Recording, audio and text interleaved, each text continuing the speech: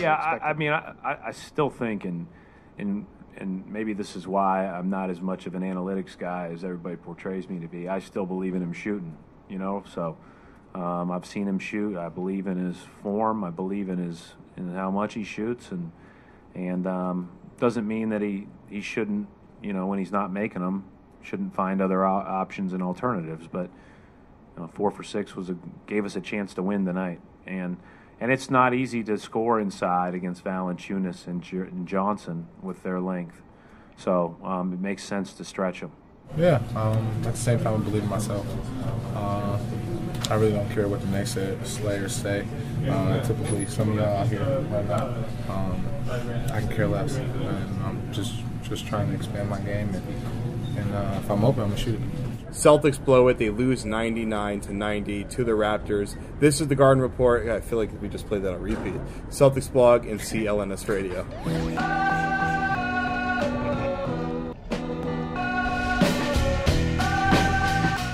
So another loss, and same story as usual. That happened. Gosh darn it.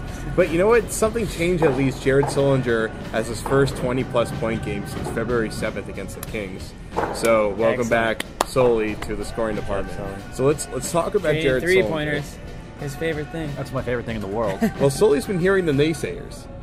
I wasn't saying nay. What are you looking at me for? I was looking for you when he said that. I was wondering if you were you're not the only one who meant okay. So before we even talk about tonight's game, Evans, how do you feel about Jared Sullinger taking all these threes and missing all of these threes except for tonight? I mean, I think we've been over this topic before. I think that in the long run, it's a losing strategy to have Jared Sullinger take a lot of threes. But on the other hand, they're having a down season. They have some leeway to experiment with things. And one of the things they're experimenting with is Sullinger taking a lot of threes.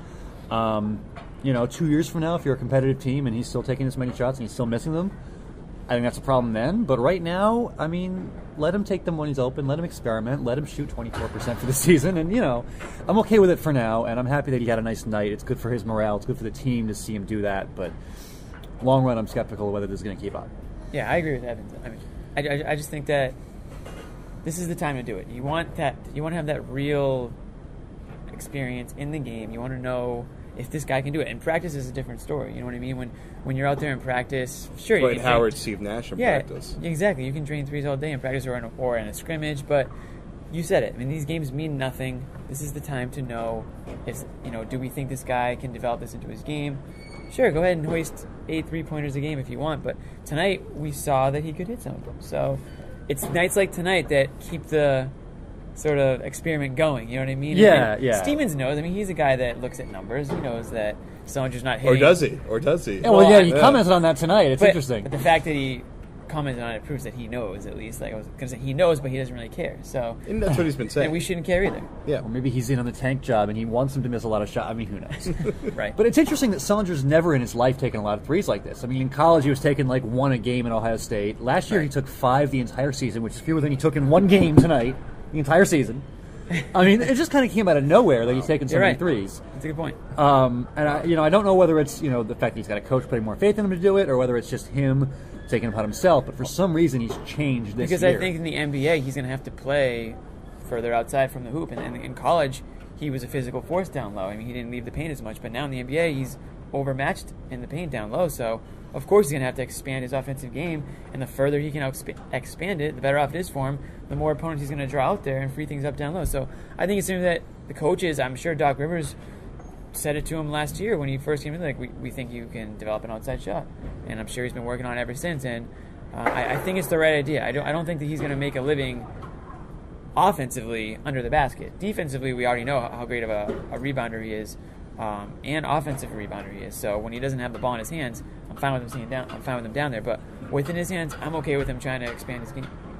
And, I mean, the thing is, last year he probably could have taken shots if he was in the same situation he was this year. But Doc doesn't mess around with that kind of stuff when they're trying to compete for a title or barely to get to the playoffs or whatever they were doing last year. And Doc hates rookies, and he was a rookie. Exactly. So. Well, I think Doc, and he maybe that's probably his favorite rookie too. that Doc's ever had, pretty much. Oh, he loved Big Baby Davis. I don't know. Oh, that's true. J.R. Giddens. Yeah, that worked out well. So, I mean, tonight, Sullinger, he was pretty impactful underneath, but I mean, most of it was his 3-point shooting. I mean, he had half of his points were coming on his threes. He was shooting the ball pretty well from the perimeter. And this year, really just like since he came back from that injury a little while ago, he has not been able to shoot the ball at all. He's barely even been scoring around the rim. He's been ice cold. I mean, Jimmy, what did you see differently from him tonight? I just think you saw Rondo leave the game, and I think he just sort of said, okay, well, somebody's got to score, somebody's got to shoot here. No one's going to be creating offense for him the way Rondo does and the way he did in the first quarter, where he had almost 10 assists in the first quarter and 10 by early second. Yeah. So in the fourth quarter, Sullinger, I think he just took it upon himself, and that's what you want to see from a guy, and a young guy, and a guy that you think you can build your team on. You want to see him take over in certain stretches. I think he got hot. A lot of NBA players, you'll see it. They hit one, they'll take another, and they hit that one, and all of a sudden that confidence is up there. He was not only hitting threes, but he was getting to the line. I mean, he was getting out on the break, he was getting fouled, and he was hitting his free throws. So I just think, it's cliche, but confidence is a huge thing.